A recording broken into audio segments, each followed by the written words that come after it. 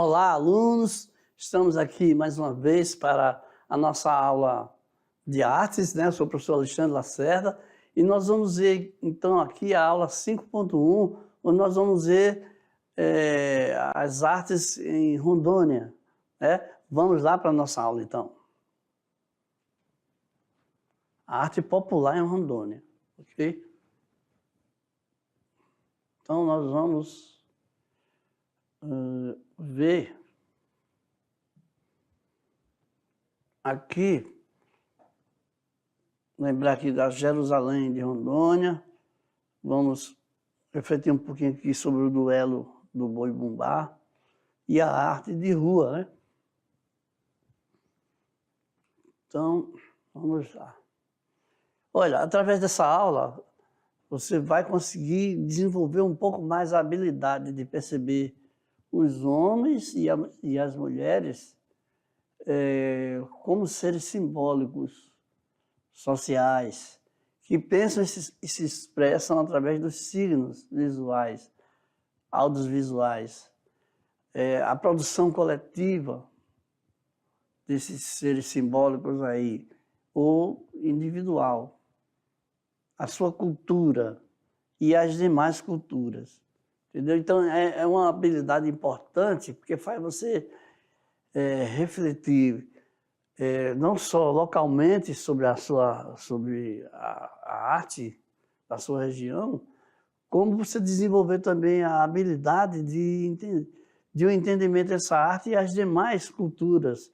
E você vê que cada cultura, cada arte tem o seu valor e que nenhuma é superior em detrimento da outra, nenhuma tem uma supremacia, são culturas diferentes. Então nós vamos começar a nossa aula já com a atividade interativa aqui, né? Uma pergunta para você refletir e responder com bastante calma. Para você, o que é teatro sacro? Então você olha bastante aí para esse quadro, aí para essa fotografia, né? Então você vai ver o que está sendo apresentado aí e você já vai aqui refletir sobre essa palavra sacro, né? Então, a palavra sacro tem a ver com isso que está apresentado aí, esse tipo de teatro, esse tipo de apresentação. Então, dentro dessa visão aí do teatro sacro, né, que tema você escolheria para ensinar? Você está vendo aí que esse tema aqui é o tema da crucificação, né? E por que você, conforme o tema que você escolheu, você vai me explicar por que você escolheu esse tema, tá bom? Não está tão difícil assim, né? Então, nós vemos aqui essa questão da Jerusalém da Amazônia. Nós sabemos que existem vários teatros ao redor do mundo e também aqui no Brasil, e existem teatros em outros lugares, né, em que fazem apresentações como as apresentações do que aconteceu em Jerusalém, né, num certo período. Então, esse Teatro Jerusalém da Amazônia é o segundo maior teatro sacro a céu aberto do mundo, tá? Então, ele está a 21 quilômetros do centro daqui de Porto Velho, aqui em Rondônia. Então, sempre no período das celebrações religiosas aí, né, existem apresentações teatrais lá conhecida como Jerusalém da Amazônia. Ok? Então vamos ver aqui um pouco sobre a estrutura desse teatro aí.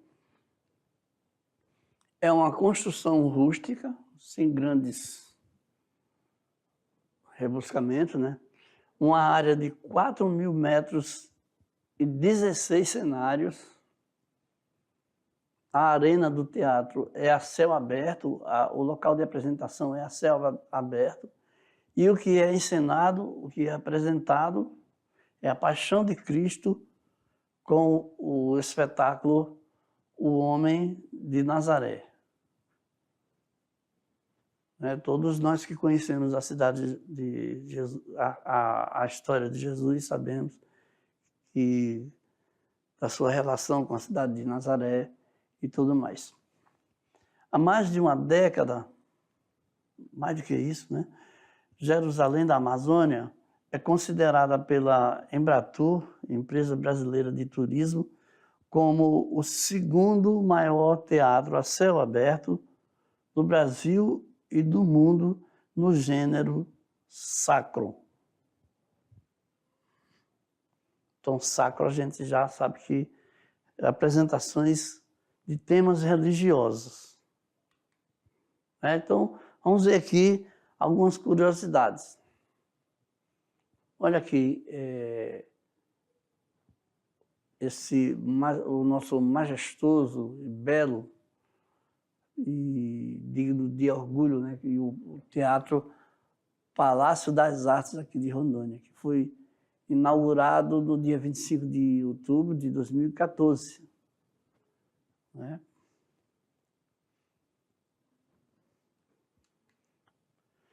Esse teatro, o nosso teatro, é o maior da região norte, tá? Tem capacidade para cerca de 1.100 pessoas. E realmente é belo, né? Tem uma cúpula, tem uma certa formação aí que, sendo construído por um palco de modelo italiano, moderno, né? Com a moderna tecnologia para a montagem de diversos tipos de espetáculos cênicos, audiovisuais e musicais de grande porte. Né? Então, nós temos aí uma joia, né? Com grande capacidade artística, né? Para espetáculos artísticos, né? Que pode ser utilizado por artistas de qualquer parte do Brasil, né? Principalmente os artistas mais famosos aí.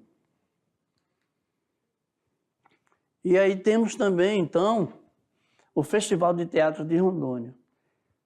Em 2019, 5 municípios de Rondônia receberam o espetáculo Inimigos do Povo, da Trupe dos Conspiradores, e que foi vencedor do primeiro festival, do primeiro Madeira Festival de Rondônia, Festival de Teatro de Rondônia. Então, nós estamos vendo aí, ó, os atores em cena, não é, com suas indumentárias, né, o seu cenário aí, com os artistas em plena cena.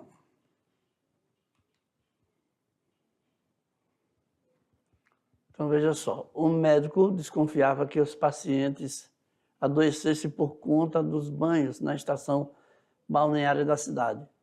Ao analisar a água, chega à conclusão de que há uma bactéria.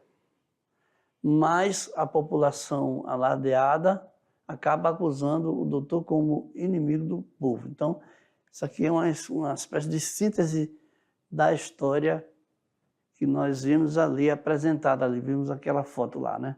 Então, o grupo aí, a história Inimigos do Povo, foi considerado o melhor espetáculo do Festival Madeira,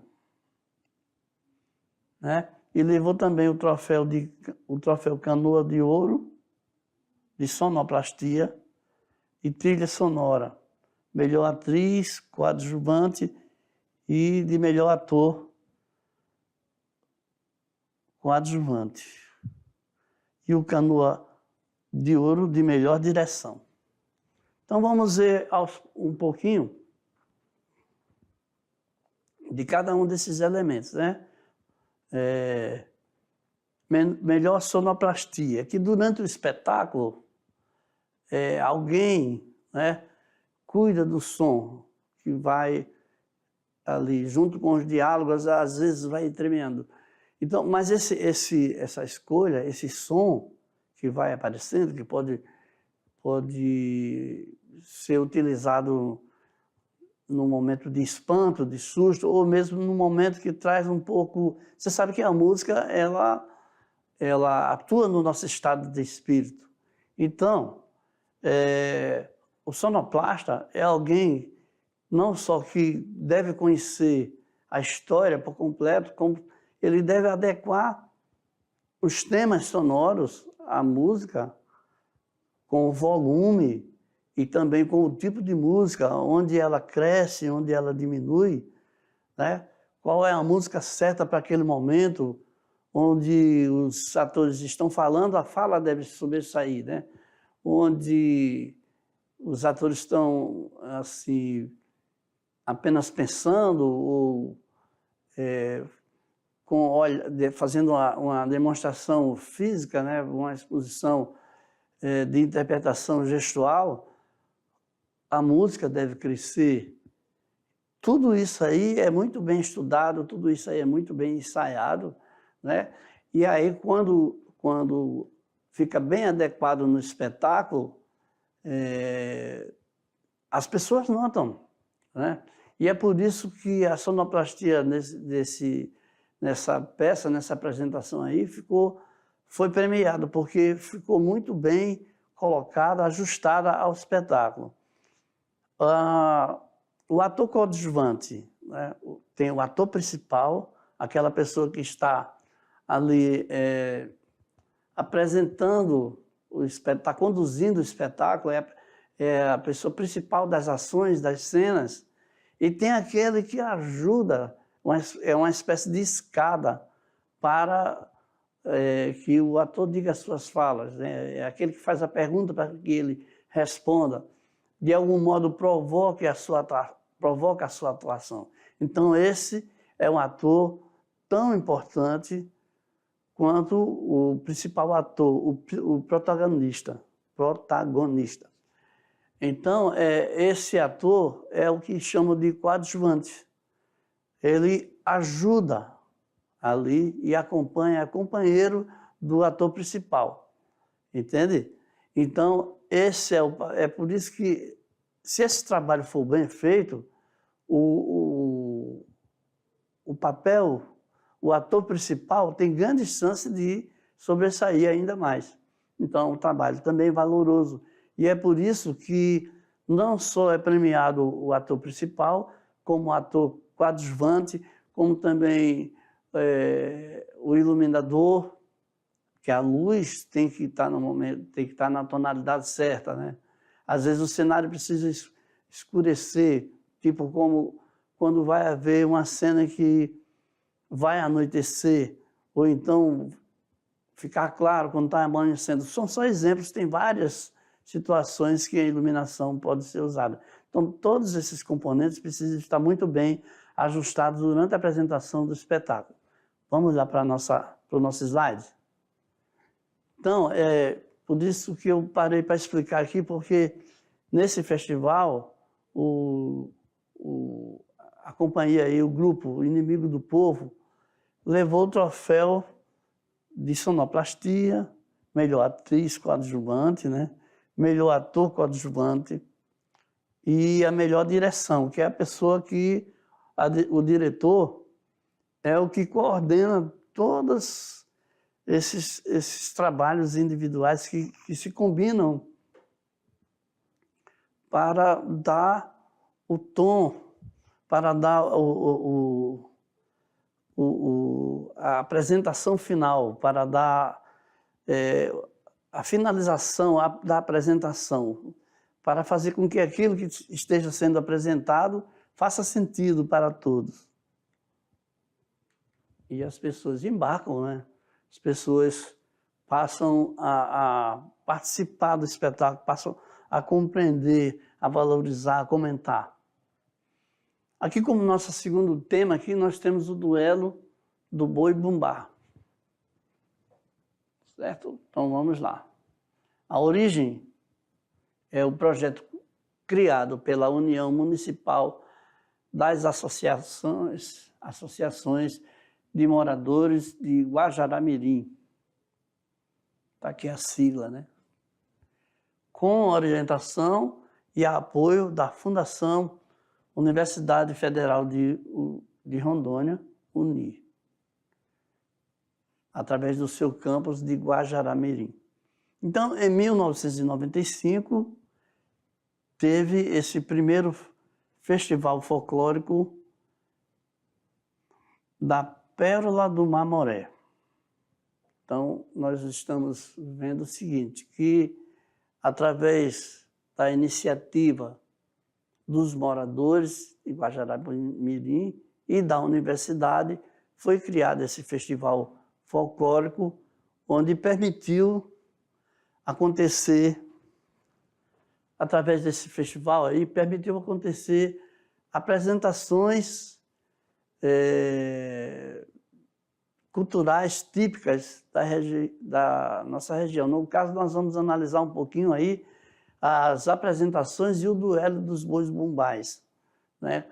E que foram ganhando proporção e foram ganhando importância e hoje se configuram em apresentações tradicionais em que as pessoas trabalham durante quase o ano inteiro para que a apresentação seja vencedora lá na disputa de um grupo contra o outro. Então vamos lá ver no nosso slide mais um pouco de detalhes sobre a disputa do boi-bumbá.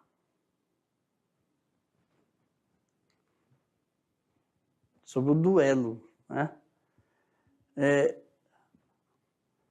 Existem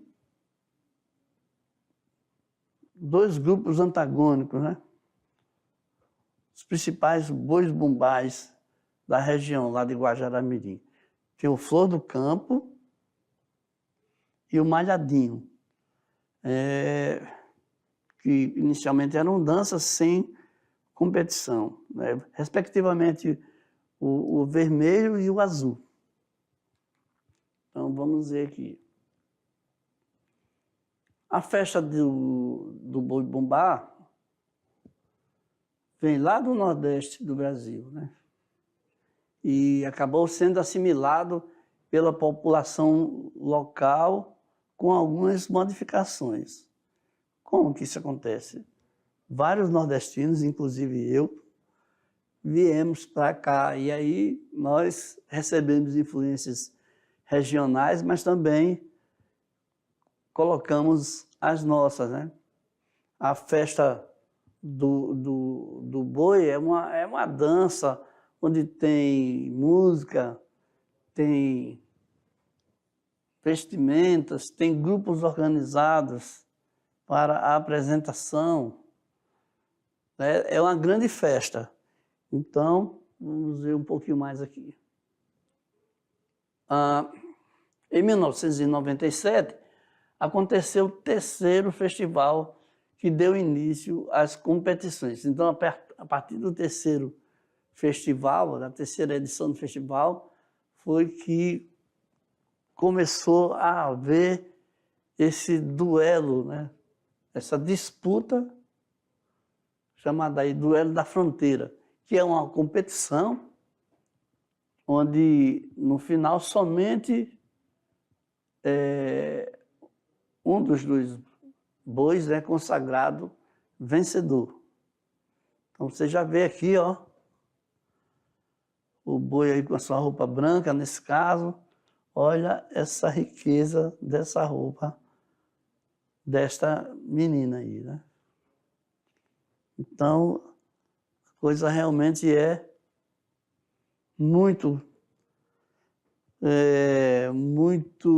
produzida, né? Então, vamos dizer aqui uma curiosidade. No Festival Folclórico de Parintins, que acontece anualmente, né, a última semana do mês de junho, esse festival acontece, é mais uma disputa de boi, né, que acontece lá, no caso, lá no Amazonas. Observe a iluminação, observe o colorido, observe toda a produção, toda a roupa, né? Então, essa festa, o Festival Folclórico de Parintins, é reconhecido como patrimônio cultural do Brasil pelo Instituto Histórico e Artístico Nacional. Então, é a importância desse festival folclórico e cultural, tanto o de Parintins como o lá de Guajará-Mirim. E aí foi construído aí esse espaço, né, próprio para as apresentações, assim como tem o sambódromo lá no Rio de Janeiro, temos aqui o bumbódromo, para a apresentação do boi, para a acomodação das torcidas organizadas, né? Então, ele possui o formato de cabeça de boi, tem tudo a ver, e uma capacidade para 35 mil pessoas. Olha aqui, ó. Então, a festa ganhou muita pompa e poder, né? Muita riqueza. Olha só essa luminosidade, olha só essas cores, né? Esse colorido aí. Então, vamos ver um pouco mais aqui, ó. Olha aqui. Mais uma inovação aí com a presença desses bonecos aí, né? Já é uma transformação aqui na apresentação do boi, né? Então, desde 1965, é tradicionalmente realizado no Centro Cultural e Esportivo Amazonino Mendes, em Parintins. Então, você está vendo aí o enriquecimento e o crescimento da apresentação cultural aí, né? Aqui, vamos aqui o nosso giro de ideias. Um pouquinho da arte de rua em Rondônia, certo? Então, veja só, o grafite foi introduzido no Brasil no final da década de 70 e em São Paulo, né? Então, o estilo do grafite brasileiro é reconhecido entre os melhores do mundo. Então, temos aqui duas situações diferentes, tá bom? Temos aqui grafite e aqui uma outra situação que nós vamos conversar sobre ela já já. Então, daqui para cá é uma coisa, daqui para cá é outra. Mas veja só como é agradável esse outro lado aqui, né? Esse lado aqui. Então, o grafite é uma expressão estética que se aproxima de pinturas em paisagens urbanas. A gente já viu ali, né? Podendo ser ilustrações, textos, artes gráficas em vias públicas, certo? Em postes, em muros, em calçadas, edifícios, viadutos. E o artista que é responsável por esse tipo de intervenção aí é o grafiteiro. Então, não vamos confundir. O grafite é uma expressão estética, uma aparência, um modelo, né, de pintura feito em paisagens urbanas, né, nas cidades, nas ruas, nas cidades, nos locais públicos. E podem ser os tipos de grafite, tá? Ilustrações, textos, artes gráficas, né? E podem ser em postes, em muros, calçadas, edifícios, viadutos. E o artista que pratica esse tipo de arte aí é o grafiteiro. Então, nós vamos ver aqui aquele outro lado lá que eu falei que ia explicar depois, que é a pichação. Então, a pichação também é intervenção em espaço público. Ou seja, quando diz que intervém, é porque uma coisa que estava ali estabelecida de um jeito se torna diferente com a presença ou com a modificação imposta por esse tipo de intervenção.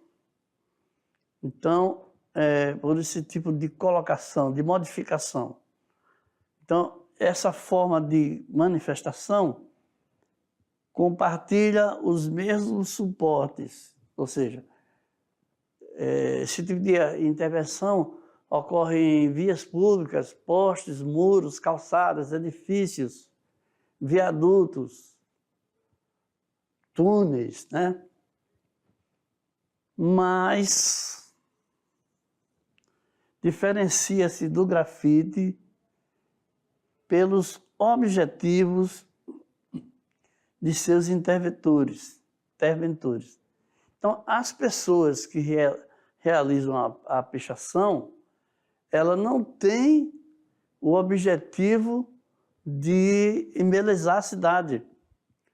Ela não tem objetivo de transformar aquele espaço, que às vezes até não está tão limpo assim, em uma coisa agradável de se ver.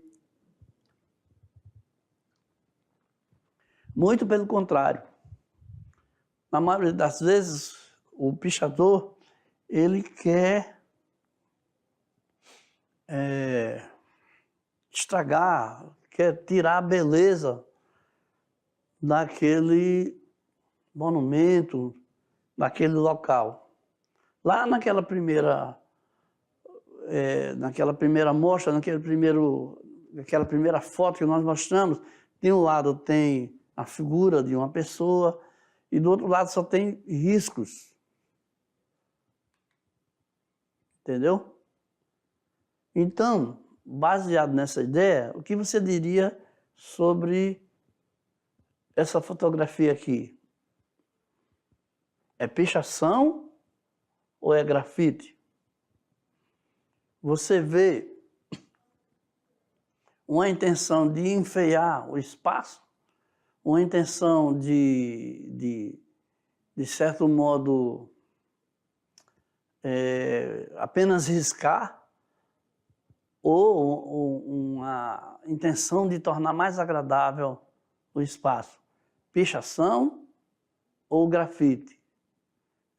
Uma intervenção gratuita, sem nenhum propósito, ou uma intervenção com uma intenção mais nobre, mais agradável. Aqui, outra foto aqui, ó. Tá vendo? Então, veja como era antes da intervenção.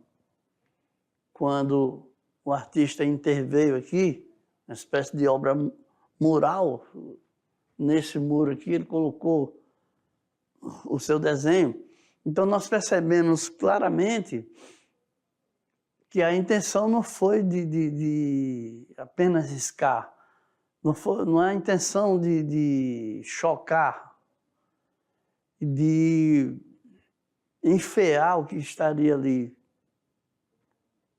disponível aos nossos olhares. Muito pelo contrário, passando por esses lugares e vendo esse tipo de apresentação, esse tipo de intervenção, de arte, ficamos agradavelmente surpresos, ficamos agradáveis, nossos olhares até descansam.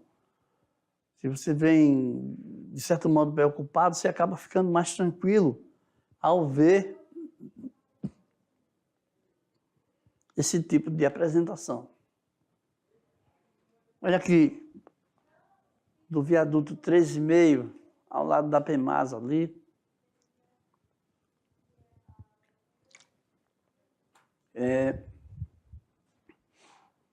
Mais uma demonstração do que vem a ser uma intervenção que agrada aos nossos olhares, que é aceitável. Muito embora que depois de passado algum tempo se desgaste, aí precisa fazer uma renovação, mas nós, sem sombra de dúvidas, é muito mais agradável olhar para uma figura assim. Então, vamos conhecer aqui um pouquinho mais de um desses nossos artistas aqui, o Gaspar Knipl, né? Knipl. Que expôs aqui a sua obra, aqui, olha aqui, ele ainda terminando, né, de fazer o seu trabalho aí. Veja um muro que não tinha nenhuma pintura, ele vai lá e transforma e se torna aí agradável aos nossos olhares, né, com motivos regionais, é um peixe. Então, agora nós vamos ver aqui uma atividade interativa. Sobre a nossa atividade interativa, né? Que nós fizemos lá a pergunta: o que é teatro sacro? Então, não vamos esquecer que teatro sacro, essa palavra sacro, tem a ver com religião. Então, são temas religiosos. Lá no primeiro tema, lá tinha lá o Monte Gólgota, não é isso? Se não me engano. Onde estavam lá crucificados, né? Jesus e os 2 ladrões. Então, essa resposta aqui, apesar de que você não pode esquecer que sacro tem a ver com religioso, mas é uma resposta mais pessoal, certo? Então, você pode falar muitas coisas a respeito da visão lá do nosso primeiro quadro, ou então desse motivo aqui, desse tipo de apresentação, mas você só não pode esquecer que se trata de tema religioso. Esse tipo de teatro é uma apresentação em que o tema religioso deve ser a tônica dele. Tá? Toda apresentação em que você usa passagens da Bíblia, toda apresentação em que você usa temas religiosos, né, são apresentações que você está aí realizando o teatro sacro.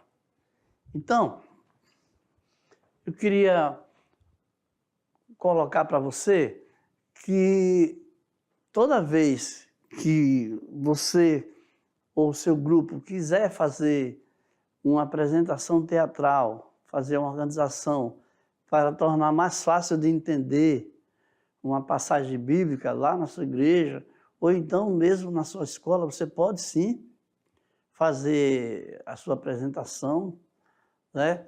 O seu teatro, onde você vai criar um cenário, onde você vai criar uma ambientação em que você possa reproduzir, retratar momentos que aconteceram e que estão descritos na Bíblia. Então, você vai estar realizando aquilo que nós chamamos de teatro sacro. Apesar do teatro ser sacro, tema religioso e tudo mais, mas todas as regras, todos os elementos teatrais estão ali incluídos, né? O palco, o cenário, a sonorização, né? A sonoplastia, né? O som das chicotadas que foram dadas em Jesus. A sonoplastia pode providenciar tudo isso aí, ok? Então, eu queria dizer para vocês que na nossa aula, você pode criar uma apresentação dessas e fazer e enviar para nós também.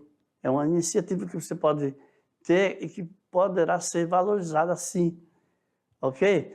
Não estou dizendo que você tenha necessariamente que fazer um teatro sacro, mas existe essa possibilidade e você pode utilizá-la em seu trabalho, tá? Então, é uma maneira ótima de estudar, desenvolver um pouco mais sobre teatro e também, ao mesmo tempo, desenvolver a sua interpretação de uma história, né? Desenvolver a sua interpretação sobre um tema, né? Que depois você pode mudar o tema, posteriormente você pode fazer um teatro não sacro, né? Utilizando de temas regionais, utilizando das preocupações da cultura indígena. Pode ser feito um teatro para apresentar temas indígenas, né? Temas culturais, né? Falar sobre um certo tipo de pintura, falar sobre um certo tipo de adereço, de arte, plumária ou não, da confecção, um costume culinário, tudo isso aí você pode utilizar no seu trabalho, tá? Partindo da compreensão do teatro sacro, nós podemos abrir o leque, né? E você pode valorizar cada elemento. Durante a aula, nós falamos sobre o ator coadjuvante. Então, veja a importância que tem dos demais atores que estão lá trabalhando. Então, não fique assim preocupado em que só o principal ator, a pessoa que conduz as ações, só ela tenha o cuidado de decorar o seu texto, tenha o cuidado de interpretar. Não, todo mundo que está ali envolvido tem grande importância no resultado final, né? E é o que você não pode esquecer ao realizar. Cuide de todos os elementos, né? Se for num espaço fechado, se tiver condição de haver iluminação, cuide dela também.